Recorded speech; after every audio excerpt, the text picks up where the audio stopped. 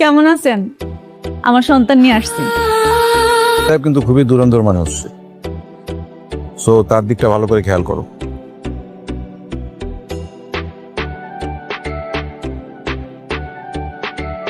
আপনাকে আমি নিষেধ করেছিলাম না, সন্তানের কসম কাটিয়েছি, তারপর আপনি কেন আমার সামনে আসলেন? সত্যি অনেক বড় ভুল করে ফেলেছি।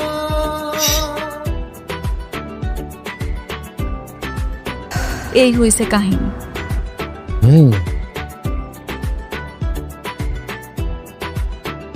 ভাই কিসাই একটা মেয়েকে খুন করতে হবে। খুন কত টাকা লাগবে সেটা বলেন।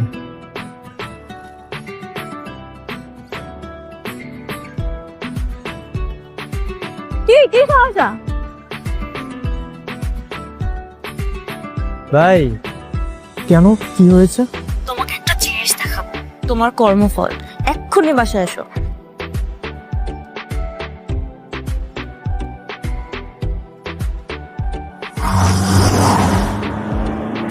ডাক্তার সাহেব আপনি আবার ডাকলেন যে?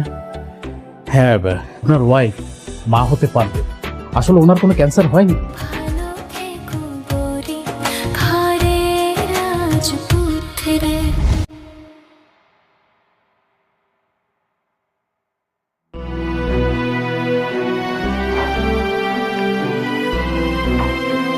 ফ্রেশ হয়ে গেছো?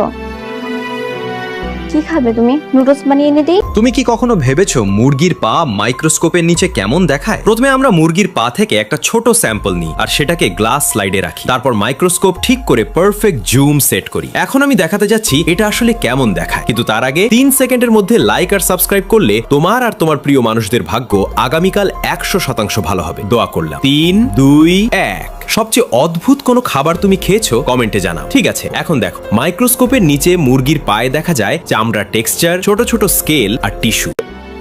বৃষ্টি বসো এখানে।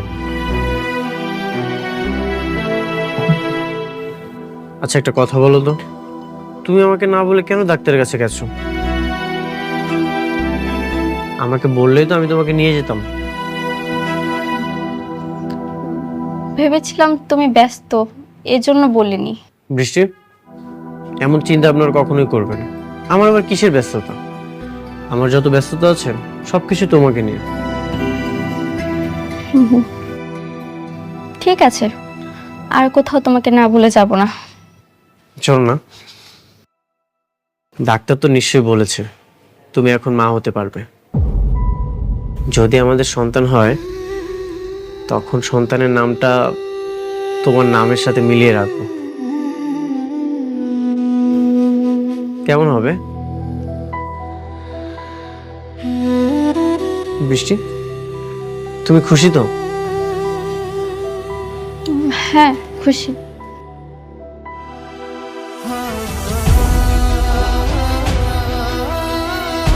তোমার চোখে পানি কেন?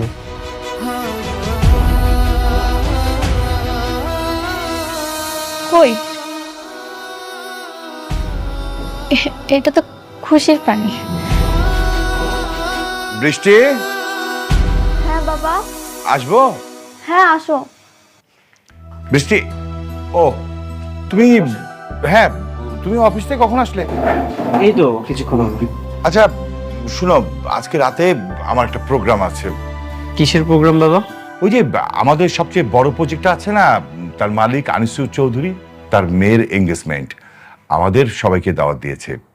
বৃষ্টি তুইও রেডি থাকিস, আমরা সবাই মিলে প্রোগ্রামে যাব। ওকে? ঠিক আছে বাবা। কথা বল তোরা, আমি যাই। বিয়ের পর তো আমাদের একসাথে কোনো প্রোগ্রামে যাওয়া হয়নি। ভালোই হবে, এই প্রথম আমরা কোনো প্রোগ্রামে যাব একসাথে।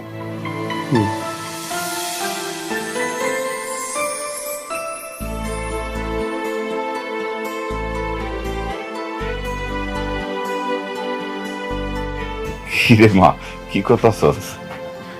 কিছু না আব্বা, কয়টা ছবি দেখতেছিলাম। ও ভালো। মারে, এই তোর একটা কথা কইতে চাইছিলাম, কমু? হ আব্বা কও, কি কথা? না হয়েছে কি, ওই অনেকেই তো মনে কর 2 বিয়া কইরা সংসার করতেছে। দুই বউর সাথে মিলমিশও আছে। তো বলছিলাম যে তুই যদি ক্ষমা কইরা দে একসাথে। আব্বা আমি পারবো না।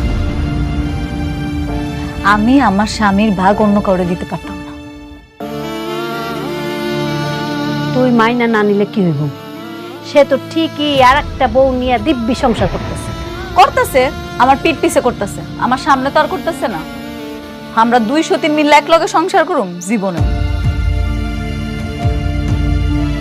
তাহলে তুই কি করবি? তোর জীবনটা কি এমনি যাইব নাকি? আর কয়দিন পরে তোর সন্তান জন্ম নিব, তার পরিচয় কি করবি তুই? একটা না একটা উপায় ঠিকই হবে আম্মা। আর তো কিছুদিন, আমার এই সন্তানটা জন্মের পর আমি ওর ডিভোর্স দিয়ে দিই। মারে, তুই আমাকে ভুল বুঝিস না, আমরা তোর একটু সুখী দেখতে চাই।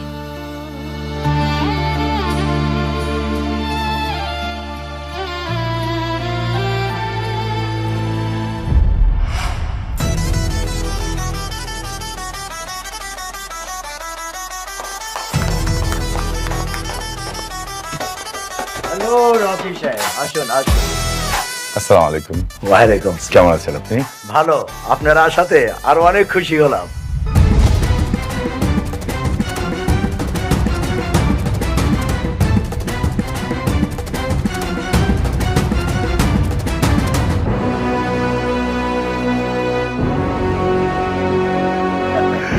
আচ্ছা, পরিচয় করে দিচ্ছি। এ হচ্ছে অনিক, আমার মেয়ে বৃষ্টি, তার জামাই। আমার সমস্ত ব্যবসা বাণিজ্য আমার অনেকই দেখে। হ্যালো ইয়ং ম্যান, অল্প বয়সে অনেক বড় দায়িত্ব নিয়েছো, একদিন অনেক বড় হবে। দোয়া করবেন একদম। হ্যাঁ, দোয়া তো অবশ্যই করবো। হ্যাঁ রকি সাহেব, আমার মেয়ের সাথে আপনাকে পরিচয় করে দিচ্ছি। শিওর। নীলা, এদিকে আয় তো মা।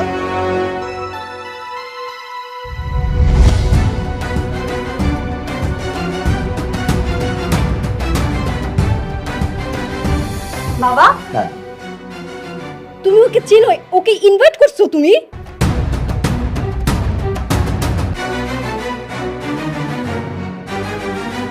তুই কি ওকে চিনতি? হ্যাঁ, খুব ভালো করে চিনি।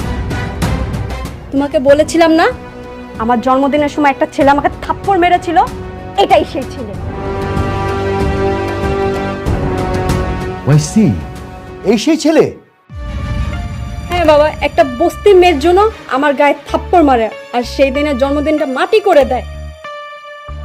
আমি কত রাত সেই অপমানের কারণে ঘুমাতে পারিনি। রকি সাহেব, আমার মেয়ে আপনার মেয়ের জামাইয়ের সম্বন্ধে এসব কি বলছে? অনেক, উনি যা বলছেন তা কি সত্য? হ্যাঁ বাবা, যা বলছে সবই সত্য। এটা একটা মিসআন্ডারস্ট্যান্ডিং ছিল, তবে মিস্টেকটা মিস নীলারই ছিল। চুপ করো বেয়াদব! একটা ফকিন্নি বস্তির মেয়ের জন্য তুমি আমার গায়ে হাত তুলছো, আমাকে অপমান করছো। কিন্তু নীলা রকি সাহেবের মেয়ে। না বাবা, ওই মেয়ে বস্তিতে থাকে, ফকিন্নি। রকি সাহেব, আপনার মেয়েকে এমন একটা ছেলের সাথে বিয়ে দিয়েছেন যে কিনা বস্তিতে আরেকটা বউ নিয়ে থাকে। আঙ্কেল, ওটা আমার অতীত ছিল। আর তাছাড়া আপনার মেয়ে ওকে অপমান করেছিল, এই জন্য আমি সেটা করেছি। বাবা, আমি এই অপমানে বদলা নিতে চাই। আমি সেই দিনের থাপ্পড়টা আজকে জবাব দিতে চাই। ঠিক আছে, তোকে যেমন থাপ্পড় মেরেছে তুইও পাল্টা থাপ্পড় দিয়ে দে, ব্যাস। ওয়েট ওয়েট, প্লিজ দেখুন, অনেক তো বললো যে একটা ভুল বুঝাবুঝি হয়ে গেছে, আজকে এক শুভক্ষণে এই কাজটা না করলে হয় না। অবশ্যই করব রকি সাহেব। আমার মেয়ে যদি ওকে থাপ্পড় মারতে না পারে তাহলে আপনার সাথে আমার যে বিজনেস ডিল ছিল সব বন্ধ করে দেব। নীলা, যা থাপ্পড় মার।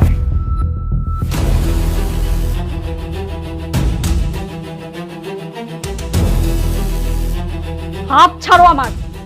আমি বেঁচে থাকতে আমার স্বামীকে কেউ এক বিন্দু পরিমাণ অসম্মান করতে পারবে না। অন্তত এটা আমি সহ্য করব না। রকি সাহেব, আমি আবার বলছি, আমার মেয়ে যদি ওকে থাপ্পড় মারতে না পারে তাহলে কিন্তু আপনার সাথে আমার সব কাজ কর্ম আমি সব বন্ধ করে দেব। কথাটা মনে রাখবেন। আপনি যা ইচ্ছা আপনি তাই করতে পারেন। রাস্তার ফকির হয়ে গেলেও আমি আমার স্বামীর সম্মান নষ্ট হতে দেব না। স্বামী তাই না? আমি তোকে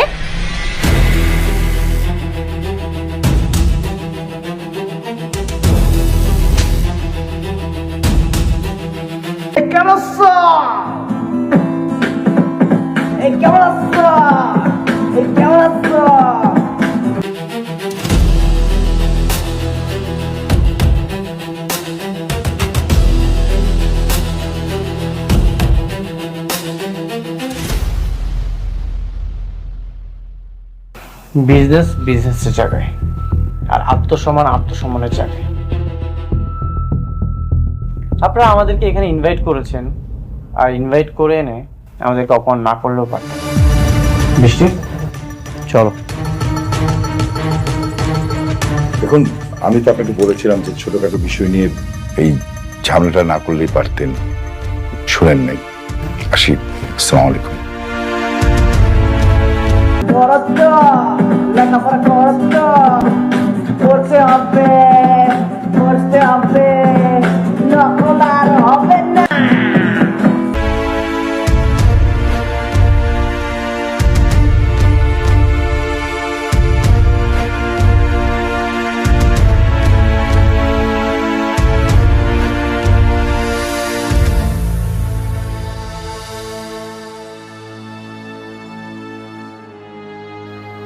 এত বড় একটা প্রোগ্রাম, আপনার আত্মীয় স্বজন, ইনভাইটেড গেস্ট, সবার সামনে আপনার মেয়েকে থাপ্পড় মেরে চলে গেল। ও শুধু আপনার মেয়েকে থাপ্পড় মারেনি, আপনাকে চরমভাবে অপমান করেছে। ও ভাই দেবে, আমি রাতুল রাজ। রাতুল, আমি তোমার সম্বন্ধে সব খোঁজ খবর নিয়েছি। তুমি শালিমা গ্রুপ ইন্ডাস্ট্রি যে ভালোই কাজ করছো। আচ্ছা রাতুল, আমি যদি তোমাকে কাজ দিই, তুমি কি কাজ করবে? কোর্স অবশ্যই করব। তাহলে ওই ছোট লোকের বাচ্চাকে যেই কাজটা দিয়েছিলাম সেই কাজটা আমি তোমাকে দিতে চাই। কিন্তু ওরা তো এমনিতেই শালিমা গ্রুপের কাজ না পেয়ে অনেক চাপে আছে, এখন তো ওদের অনেক সমস্যা হবে। আমি চাই ওরা পথের ফকির হয়ে যাক। বাবা, আমিও চাই ওরা পথের ফকির হোক। বাবা please. Your right, clever girl, ও ঠিক বলেছে। তাহলে ডেল। ঠিক।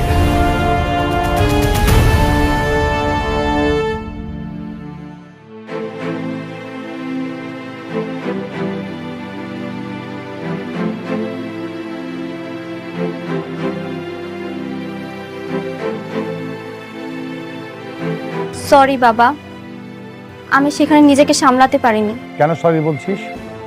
তুই যে কাজটা করেছিস একদম ঠিক কাজ করেছিস। শোন মা, মানুষের জীবনে টাকা পয়সার চেয়ে সম্মানটা গুরুত্বপূর্ণ। বাবা, আমি ভাবছি উনি হয়তো আমাদের প্রজেক্টগুলো বন্ধ করার চেষ্টা করবে।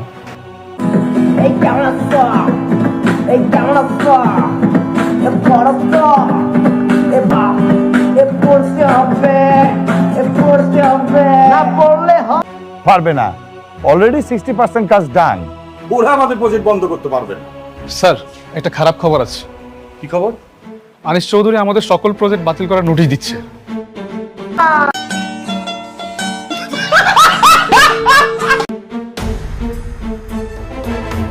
কেন, কি হয়েছে? স্যার স্যার যদি সত্যি সত্যি প্রজেক্ট বাতিল হয় তাহলে তো আমাদের অনেক বড় একটা লস হয়ে যাবে। কেন বাতিল করেছে? কি লজিক দেখে বাতিল করেছে? সাইডে একজন অ্যাক্সিডেন্ট করে মারা গেছে, এটাই তার কারণ হিসেবে উল্লেখ করা ছিল। তারা এটাও বলেছে আমাদের কাজের মান ভালো নেই, আর ইত্যাদি বেশ কিছু কারণ দেখিয়ে তারা প্রজেক্ট বাতিল করেছে। আমি জানতাম এমন কিছুই করবে। অনেক টেনশন করার কিছু নেই, দেখি আমি হ্যান্ডেল করব, টেনশন করো না।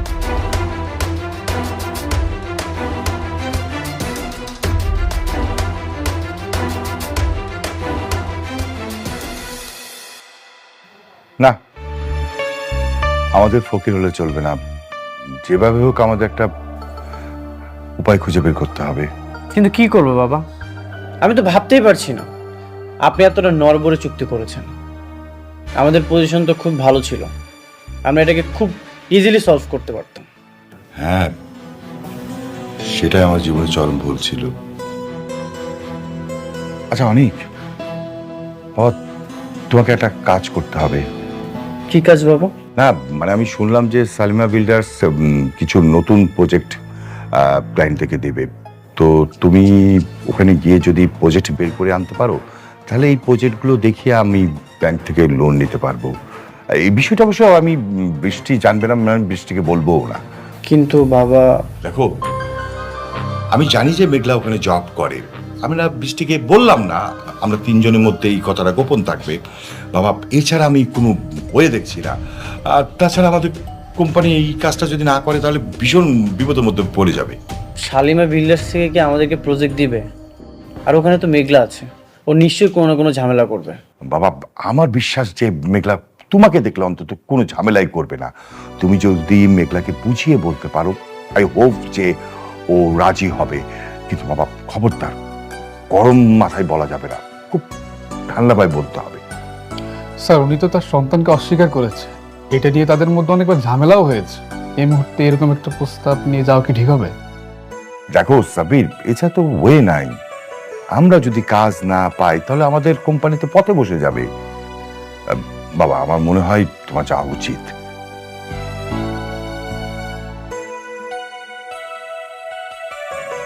ঠিক আছে বাবা, আমি যাব। হ্যাঁ আচ্ছা ঠিক আছে, অনেক আমার একটু কাজ আছে, আমি গেলাম। যত তাড়াতাড়ি পারো তুমি এটা হ্যান্ডেল করো। হ্যাঁ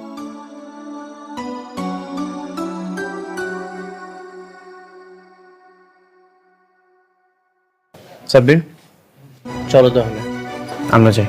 ওকে স্যার।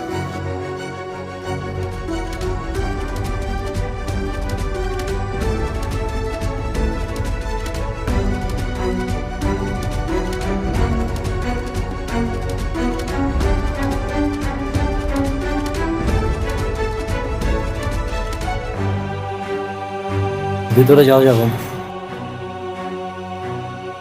ভিতরে যাওয়া যাবে না অনুমতি ছাড়া। আমার কোনো অনুমতির প্রয়োজন নেই, তুমি যে বলো অনেক এসেছে। ম্যাডাম মিটিং আছে, এখন দেখা করবেন না। আপনারা সবাই জানেন শালিমা বিল্ডার্স হয়েছে একটা নামকরা কোম্পানি, আর সেই নামকরা কোম্পানির সুনামটা ধরে রাখা কিন্তু আমাকেই দায়িত্ব। জি ম্যাম।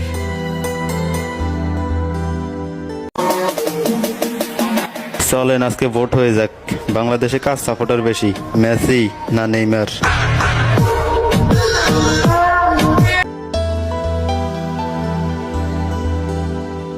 তুমি যে বলো অনেক এসেছে তাহলেই হবে। আচ্ছা দেখতেছি। রফিক সাহেব, জি বলুন। শালিমা বিল্ডার্স এর প্রথম শর্তটা হচ্ছে কোয়ালিটি ফার্স্ট। অবশ্যই। আপনাকে অবশ্যই, শুধু আপনাকে না সবাইকে বলছি যে অবশ্যই আপনাকে ইট এবং সিমেন্ট বালুটা ভালো দিতে ম্যাডাম হবে। একজন লোক আসছে আপনার সাথে দেখা করতে। কি ব্যাপার, আপনি মিটিং মধ্যে চলে আসলেন? আপনি দেখতেছেন এখানে একটা মিটিং চলতেছে। স্যার ওনাকে বলছি, ওনার শুনতেছেন, ওনার নাসর বান্দা। যান ওনাকে ঘাট ধাক্কা দিয়ে বের করে দিন। ঠিক আছে স্যার, ওকে। হ্যাঁ, কি যেন বলছিলেন রমজান সাহেব?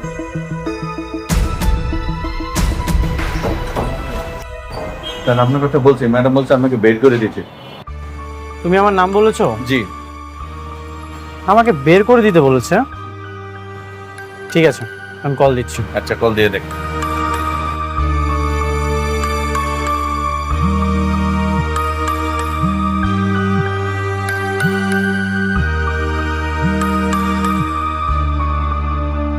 Excuse me. হ্যালো। তোমার অনেক অহংকার বেড়ে গেছে তাই না? আমি তোমার সাথে দেখা করতে যাচ্ছি, তুমি এখন আমার সাথে দেখা করতে যাচ্ছ না? কোটিপতি হওয়ার পর খুব অহংকার বেড়ে গেছে তোমার। কি বলতেছো তুমি এসব? কি বলছি তুমি বুঝতে পারছো না? ও আচ্ছা, এখন আমি একদম ক্লিয়ার। তোমার গর্বের সন্তানের স্বীকৃতি দেইনি বলে তুমি এখন আমার সাথে এমন করতেছো। একটা কথা মনে রেখো, এই দিন কিন্তু দিন না, এই দিনকে নিয়ে যাবো আমি সেই দিনে, আর সেই দিন তোমার অহংকার ভেঙে চুরমার হয়ে যাবে। কি তোমার কি মাথা খারাপ হয়ে গেছে? কি সব উল্টাপাল্টা কথা বলতেছো তুমি? সরি ম্যাডাম ম্যাডাম আপনি মিটিং কন্টিনিউ করুন, আমি দেখছি। Please carry on. ম্যাডাম, হ্যাঁ ও হ্যাঁ, যেটা বলতেছিলাম আমরা তো আমি চাই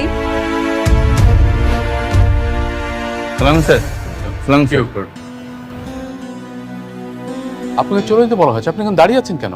আমি যার সাথে দেখা করতে এসেছি সে কোথায়? উনি আপনার সাথে দেখা করবেন না। দেখা করবে না মানে? ওর এখন অনেক অহংকার বেড়ে গেছে।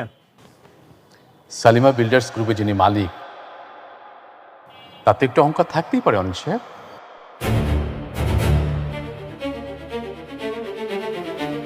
মালিক? মেঘলা শালিমা বিল্ডার্সের মালিক? কিন্তু মেঘলা তো গরিব, বস্তিতে। ওনারা হচ্ছেন ম্যাডামের পালিত বাবা মা।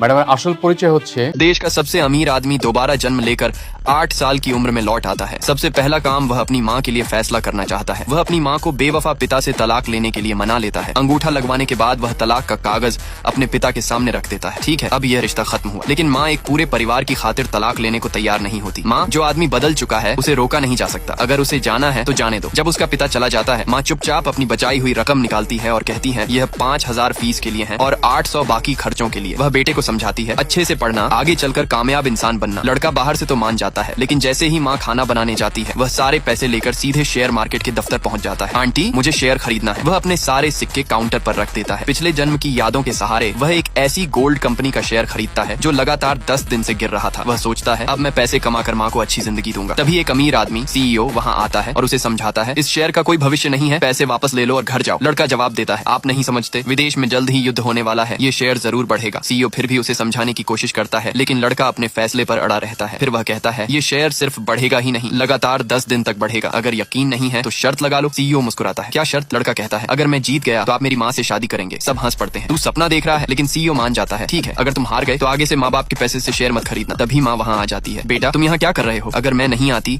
तो तुम घर के सारे पैसे बर्बाद कर देते। पैसे कहाँ हैं? लड़का कहता है सब इस कार्ड में है। माँ गुस्से में, ये तुम्हारी पढ़ाई के पैसे थे। लड़का शांत होकर कहता है चिंता मत करो माँ, ये पैसे बर्बाद नहीं होंगे। शायद हम एक रात में अमीर बन जाएं, गाड़ी घर सब खरीद लें और आप भी एक अमीर घर में शादी कर लो। पास खड़ा एक आदमी मजाक उड़ाता है, देखो इसे, छोटी उम्र में बड़े बड़े सपने। लड़का गुस्से में, चुप रहो। वह आदमी फिर ताना मारता है तुम लोगों की औकात ही क्या है? लड़का जवाब देता है लोग हंसेंगे जरूर, लेकिन हम पर नहीं, तुम पर। माँ कहती है बस करो बेटा। आदमी हंसते हुए, एक बच्चा शेयर मार्केट समझेगा? लड़का कहता है माँ मुझे फोन दो। फोन लेकर कुछ करता है, देखो इतना मुश्किल भी नहीं है। अंत में गाने के कुछ शब्द बजते हैं। ओके मास्टरमाइंड चालू करो, बीट शुरू करो। और आगे क्या होगा? क्या लड़के की भविष्यवाणी सच होगी? क्या उसकी माँ की किस्मत बदल जाएगी? ये सब जानने के लिए वीडियो को लाइक करें, चैनल को सब्सक्राइब करें और फॉलो करना बिल्कुल ना भूलें। मिलते हैं सेकंड पार्ट में। ओ ये मैं साफ हूँ, बस शेयर ट्रेडिंग कर रहा हूँ, इसमें क्या मुश्किल है, बस ऐसे ही होता है। अरे छोटे, तुम्हें सच में लगता है कि पैसे डालते ही तुम शेयर मार्केट में सफल हो जाओगे? जरा ध्यान से देखो, जो शेयर तुमने चुना है वो लगातार गिर रहा है। अगर ऐसा ही चलता रहा तो तुम्हारा सारा पैसा डूब जाएगा। इतनी छोटी उम्र में तुम गलत रास्ते पर जा रहे हो। मैं तुम्हें सलाह देता हूँ अभी इसे छोड़ दो, वरना ये तुम्हें बर्बाद कर देगा। नहीं, मैं हार नहीं मानूंगा। अगर बच्चे से गलती हुई है